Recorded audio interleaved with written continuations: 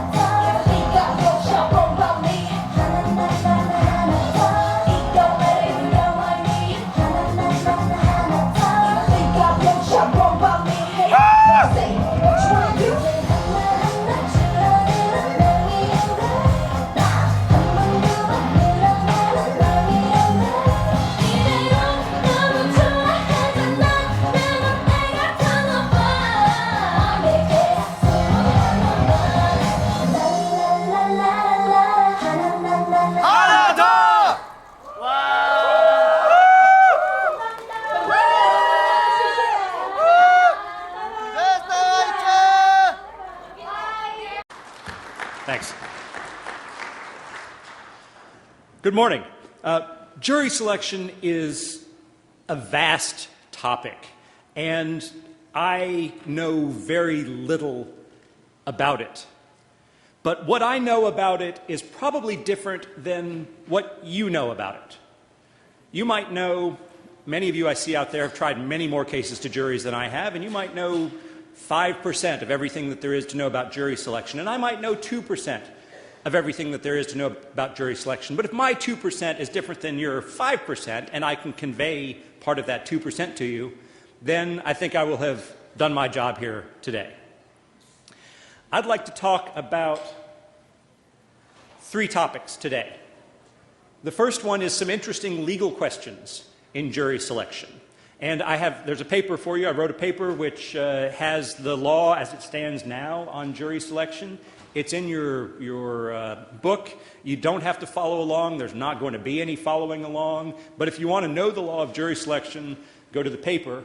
Moreover, I've included in there boxes with checklists, preservation of error checklists, for example, that I think might be helpful to you in trial, whichever side of the courtroom you're sitting on. So take a look at the paper at your convenience. If you want a reference for the law of jury selection, I think I've covered it.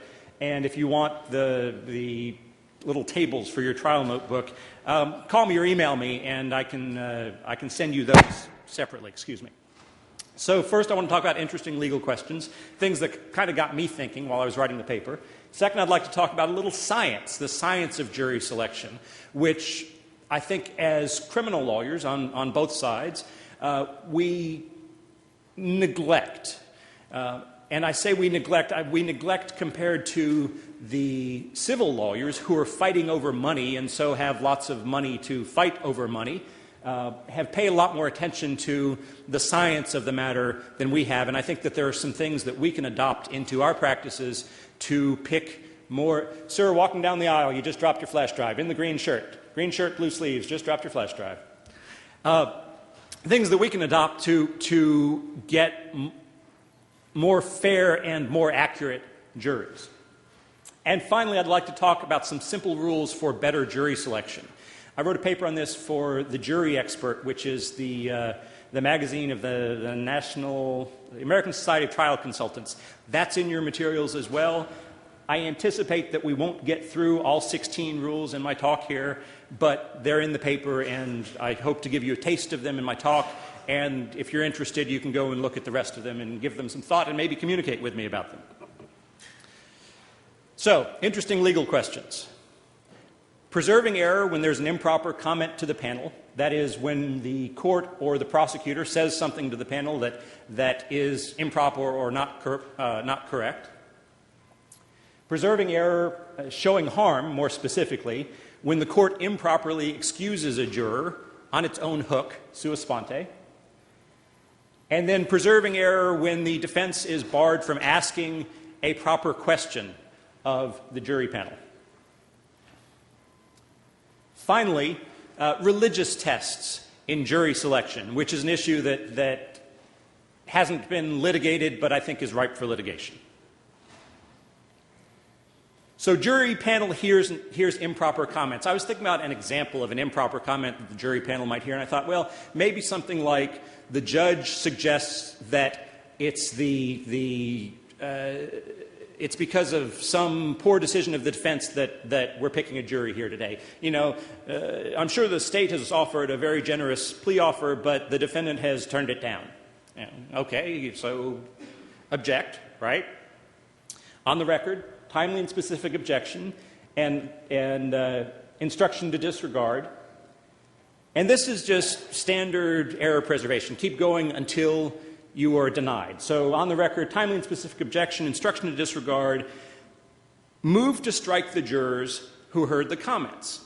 And case law says that there is case law, and it's in the paper, that says that this is preservation of error when the panel hears improper comments. In jury selection, by the way, rather than a motion for mistrial, which is what we would usually do after a motion to strike and instruction to disregard, a motion to strike the panel is the proper thing to ask for. I think if you ask for a mistrial at that point, Court of Appeals is going to know what it is you're talking about. The judge certainly should know what it is you're talking about. But motion to strike the panel is the appropriate next step in error preservation. But there's a case called Hammett versus State that says that after moving to strike the jurors who heard the comments, the defendant has to exhaust his peremptories.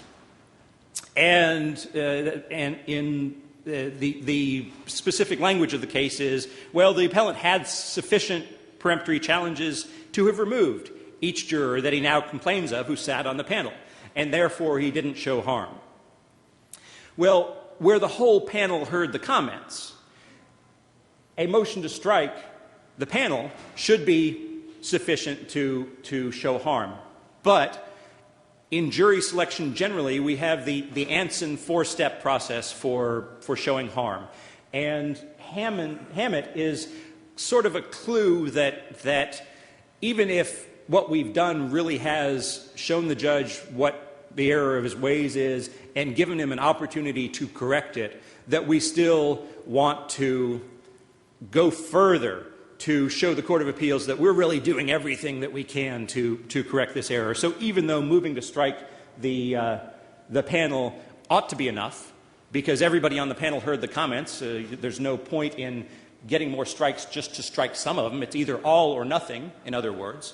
The Court of Criminal Appeals has suggested that we need to go through the Anson four-step process, which I'll have a separate slide for in a moment, to show harm. The harm, of course, is that jurors who heard the improper comments served on the jury. So the takeaway for the trial lawyer here is always, in voir dire, if you think that the court has made a mistake, exhaust peremptories, request additional peremptories, show that an objectionable juror has served. The next interesting question is when the court improperly excuses a juror sua sponte. In Green against the state in 1989, the Court of Criminal Appeals held that we show harm in that case by showing that the state exhausted its peremptory challenges. So the state could, according to Green versus State, avoid harm where the court improperly excused a juror sua sponte by not using all its peremptories. And the thinking is that if the state hasn't used all its peremptories, then if the court hadn't excused that juror on its own hook, then the state might have done so instead, so there's no harm. In Jones versus State, though, the Court of Criminal Appeals held that in order to preserve error, the defendant also has to show that he was deprived of a lawfully constituted jury. Well, that's when the state's challenge for cause is denied. So the question is, and I think it's an open question, I think we know how it's going